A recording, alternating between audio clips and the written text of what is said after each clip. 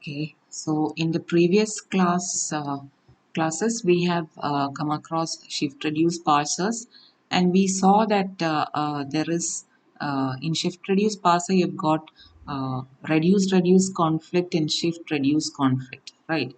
That is, a parser is not sure whether to shift or to reduce in one case, or to the parser has two different productions and it doesn't know which of the productions to use for reducing. So those were the problems in the case of shift reduce parser.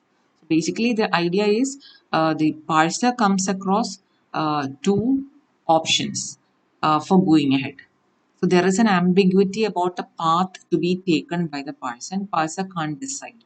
So in the previous class, we came across two different methods to resolve this ambiguity. So disambiguating the process, we came across two methods. One was a heuristic based method, which is related to how humans go for disambiguating different interpretations of a sentence. And the other was one based on look ahead.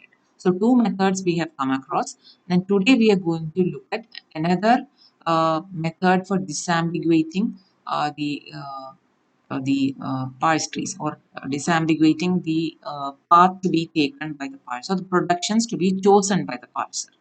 Okay, so that is a probability based method and it is called probabilistic context free grammars. Okay, using probabilistic context free grammars, we can build parsers.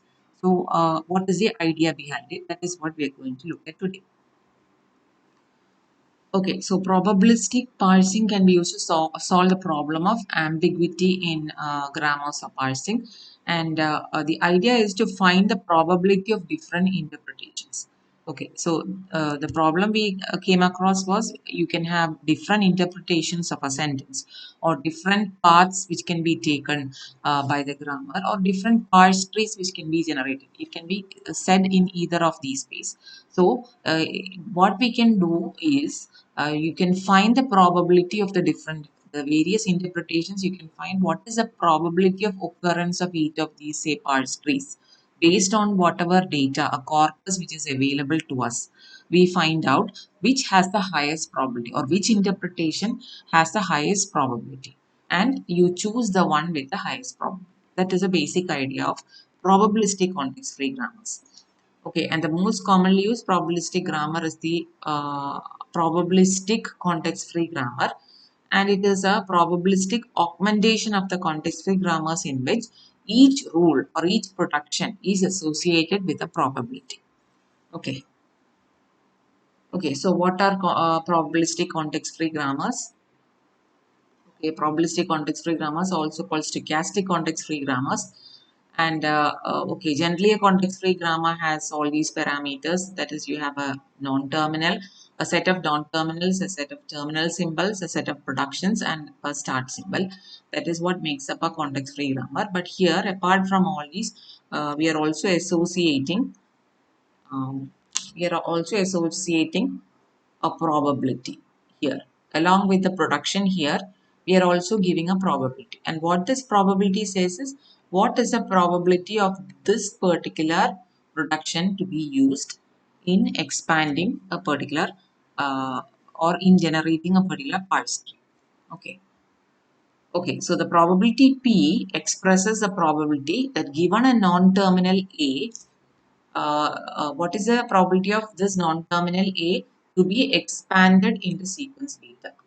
Okay, so P is the conditional probability of a given expansion beta given the left hand side A. So it is basically given the left hand side A, what is the probability of it being expanded to beta? So you can say what is the probability of this production to be used given beta for us in the parse tree.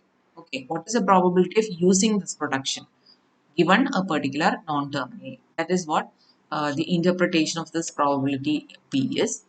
And if you consider all expansions of A, okay, you can have multiple productions of A on the left hand side. So A gives beta or gamma. So you can have multiple productions. Sum of their probabilities has to be 1. Since we're talking about probability, the sum of the probabilities has to be 1. This is another condition which is to be there. Okay, this is an example. So here, if you look at this example, here you have got three productions with the start symbol S on the left hand side. So the S to be expanded to NPVP, noun phrase followed by verb phrase is point 8. And where do we get this point 8? We get this point 8 from some data set. Okay, from data set or corpus is available to us. It is from this that we estimate the probability. And if you look at this, there are three productions. One has a probability of 0.8, the other has a probability of 0.15, and the third has a probability. So if you take the sum, it will be 1. Right, that is what we said earlier. Okay. Now, so now we know what a probabilistic context-free grammar is. It is a context-free grammar augmented with probability. Every production has a probability associated. Now, how can this probabilistic context-free grammar be used for disambiguation? Okay, now the probability of a particular parse tree T is defined as the product of probabilities of all the n rules used to expand each of the n non-terminal nodes in the parse tree. Say for example, say we are given a parse tree like this. So what is the probability of generating this particular parse tree? Okay, so we have to find what is the probability of generating this parse tree. So how do you find it? That is what is given here. Probability of this parse tree being generated when the input is a sentence S. Okay, it is equal to, it is a product of all the probabilities of all the productions we are using in order to expand from S to the particular input symbol. Okay, so the probability of uh, this particular parse tree D being generated when we are given an input sentence S is the product of all the probabilities of the productions which we are using for this particular derivation.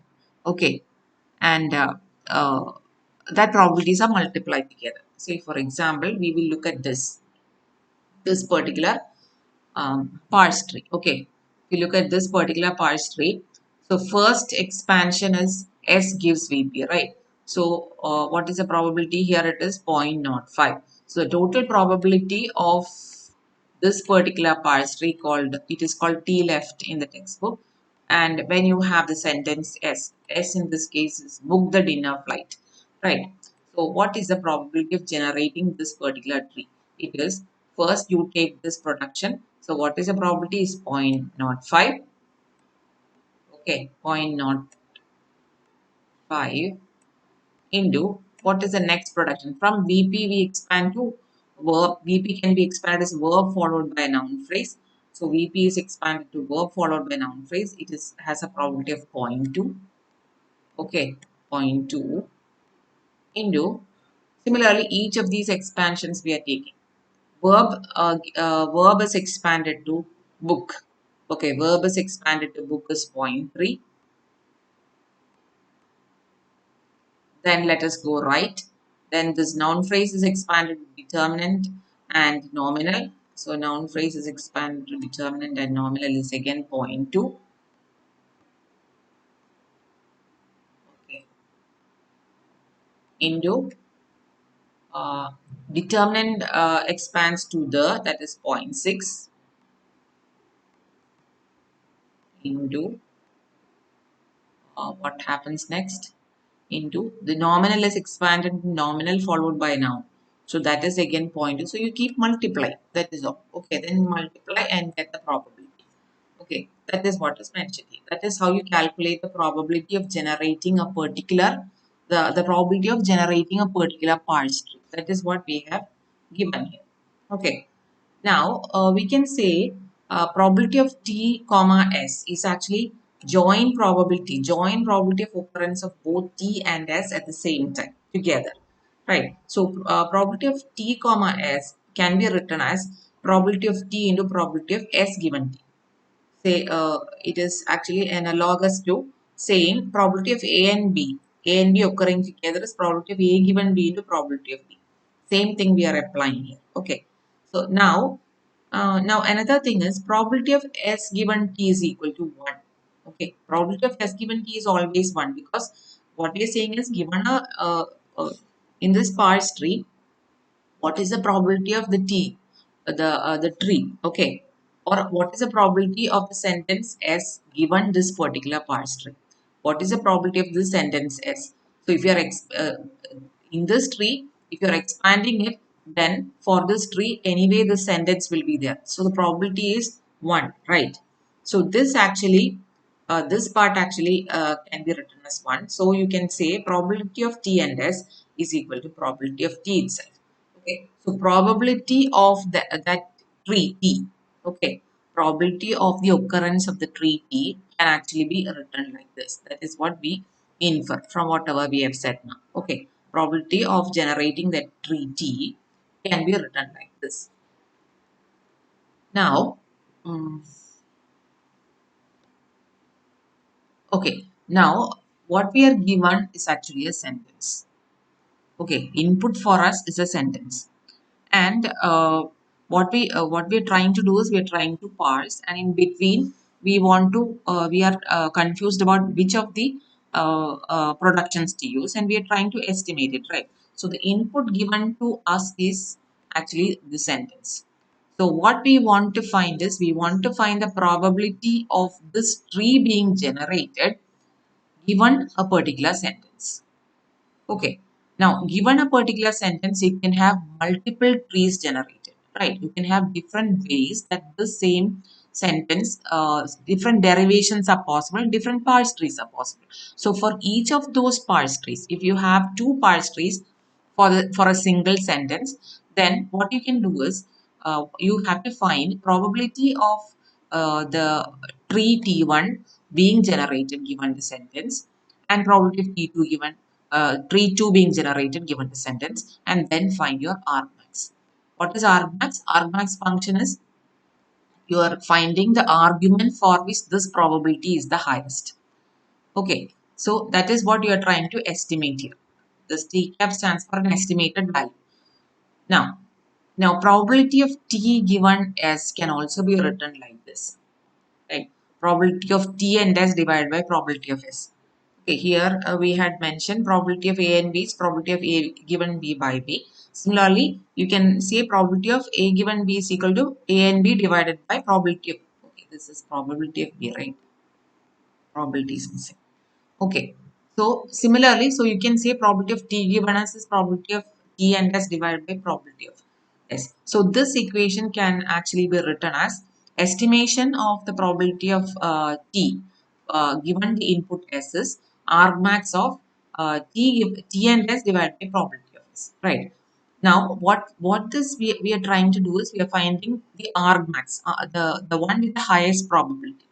So for T1 of S as well as T2 of S, we have, that is given there are two trees. For both T1 of S and T2 of S, we are actually calculating probability. But in both cases, the denominator is always probability of S. So it's the same. So you don't have to repeatedly calculate that. So you can actually remove this from the equation. So in order to actually estimate the probability of T given S, you just have to calculate probability of, you just need the numerator part, right? But we have already said in the previous slide that this is equal to probability of T. Okay, so estimation of this can also be calculated like this. That is, you find the probability of T and find the maximum value of probability which tree has, and that tree or that derivation will be considered.